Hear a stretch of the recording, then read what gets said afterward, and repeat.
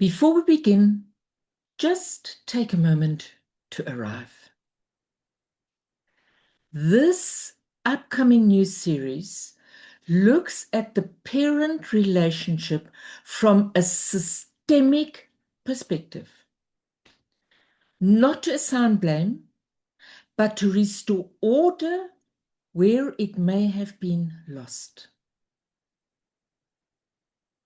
Today's video is about the parent relationship beneath the form.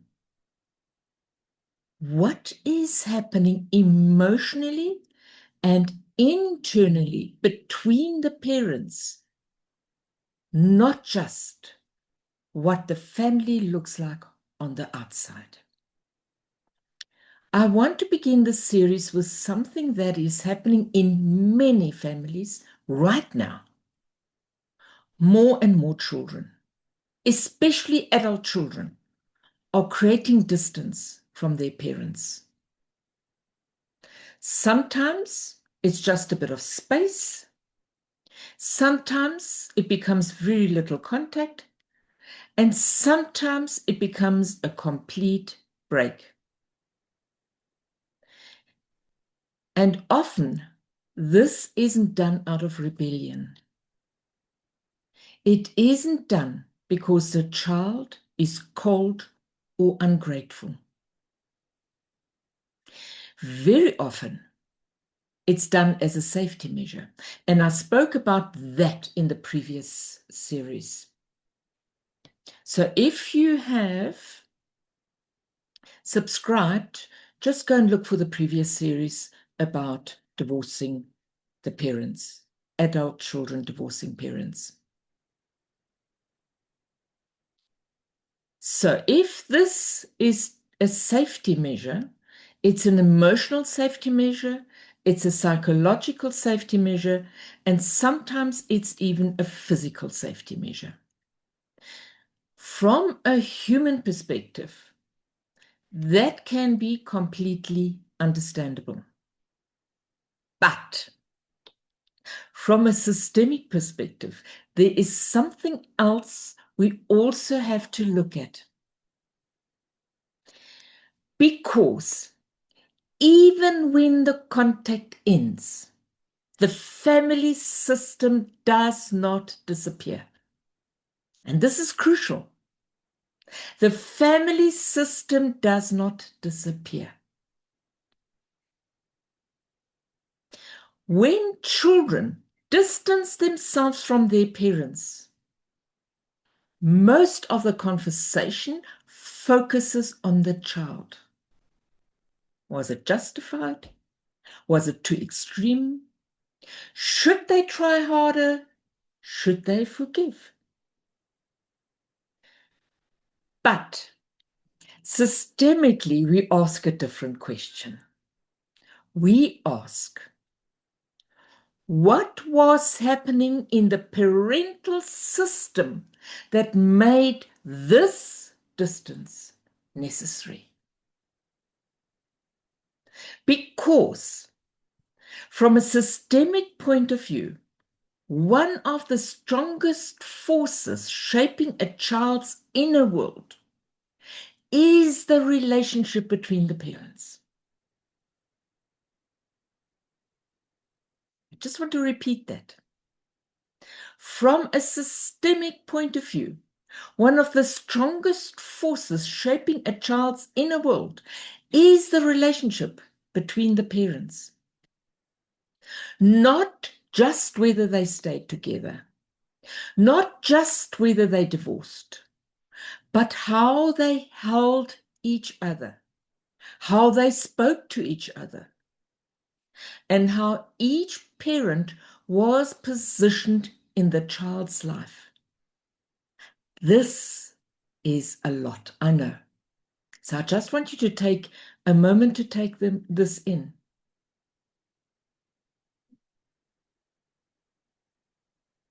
It's not just the divorce or whether a father or a mother left, but how even in a marriage,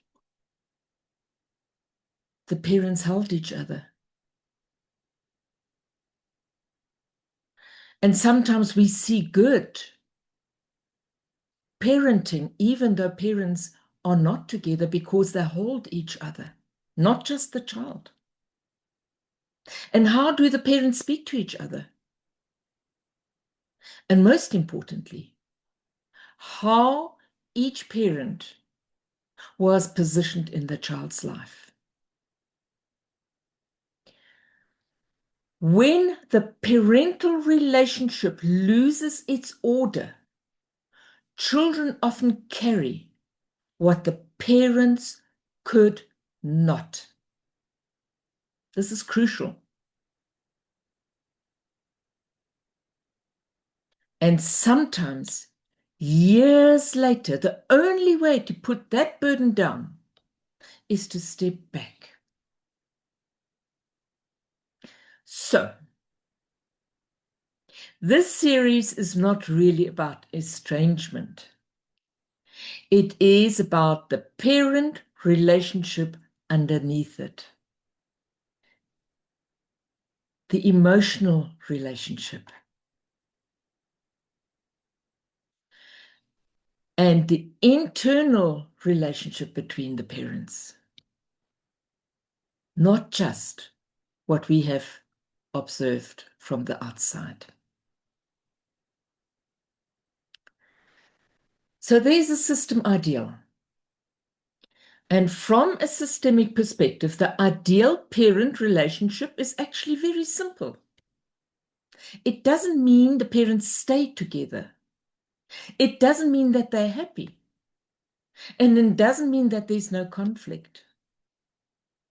The ideal is both parents are acknowledged as the child's parents. Neither parent is pushed out, shamed, or made the bad one. The adults' issues stay with the adults. And the child is free to love both parents. This is not just a lifestyle arrangement. It is an inner posture. And underneath this posture is a very simple systemic principle. In the language of the wisdom of the family soul cards, this principle is called belonging. Because systemically, everyone who is part of the family has a place.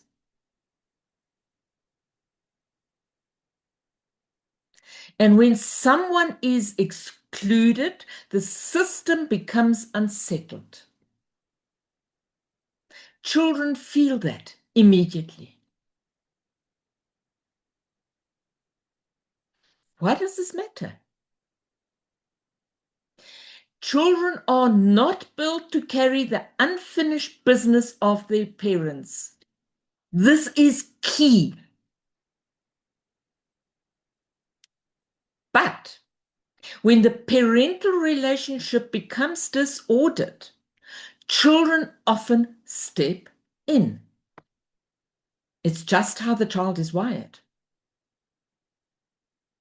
The child then becomes the mediator, or the emotional support, or the peacekeeper, or the one who understands everything but says nothing. And these roles can last for decades. So, sometimes what looks like rejection or distance or estrangement is actually a movement towards safety.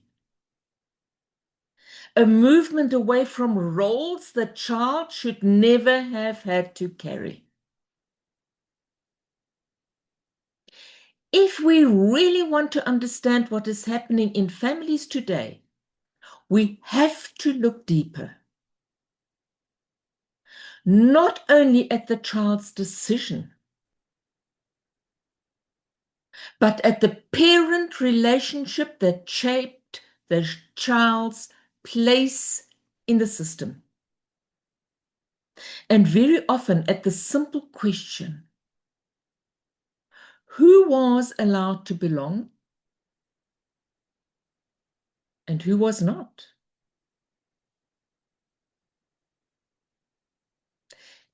If something in this video stirred a reaction, you don't have to resolve it right now.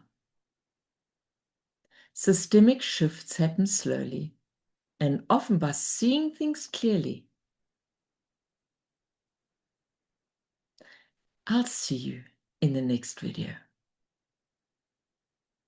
In the meantime, feel free to share this video, to subscribe, to click a like, and I'd love it if you leave me a comment below. Much appreciated. Thank you.